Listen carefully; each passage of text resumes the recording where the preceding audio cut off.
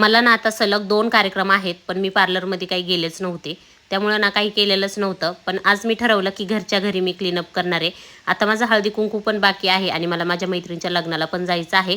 पण हळदी-कुंकूची तयारी करायची, त्यामुळं पार्लरमध्ये जायला काही वेळच नाही. म्हणून ह्यावेळी ठरवलं की घरच्या घरीच क्लीनअप करूया. त्यासाठी हिमालयाचे प्रोडक्ट मी घेऊन आले आणि हे ना हिमालयाचे प्रोडक्ट मला ना खूप आवडीचे झालेले आहेत. आता हल्ली खूप आवडायला लागलेले आहेत. बऱ्याच दिवसांपासून वापरते. तर माझ्याकडं हिमालयाचाच फेसवॉश होता आणि हे जे पाऊच आहे ना, हे फक्त 10-10 रुपयाला आहे. म्हणजे घरच्या घरी आपण ना खूप कमी किमतीत असं क्लीनअप करू शकतो.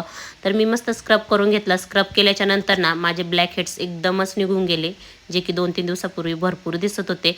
त्यानंतर मी पिलो अप मास्क आहे ना, तो लावून घेतला आणि तो लावल्याच्या नंतर ना थोड्या वेळ ना खूप आग होते. डोळ्यांची तर माझ्या खूप आग होते, पण थोड्या वेळाने काही नाही, थंड पडतं. तर हे लावल्याच्या नंतर ना आता म्हटलं चला घरातली कामं करून घेऊया, कारण सुकतपर्यंत काय करणार बसून ना, तोपर्यंत घरातली कामं होतील. म्हणून सगळ्यात आधी तर भांडी लावून घेतले. त्यानंतर संध्याकाळची वेळ होत आली होती, म्हणून म्हटलं कुकर पण लावून ठेवते. तर कुकर पण लावून ठेवला डाळ भाताचा. तोपर्यंत हा पिलोपॉप मास्क आहे ना, तो सुकत आहेत. तुम्हाला पण जर लहान मुलं असेल, बाहेर जायला वेळ मिळत नसेल, तर तुम्ही पण असं घरच्या घरी ट्राय करू शकता.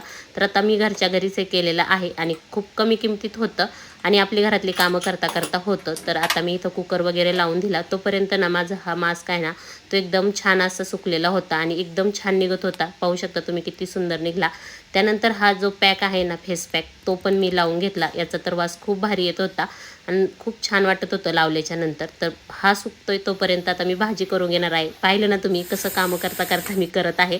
तर भाजी करता करताना इथं माझा हा मास्क फेस पॅक आहे ना, तो पण सुकून गेला.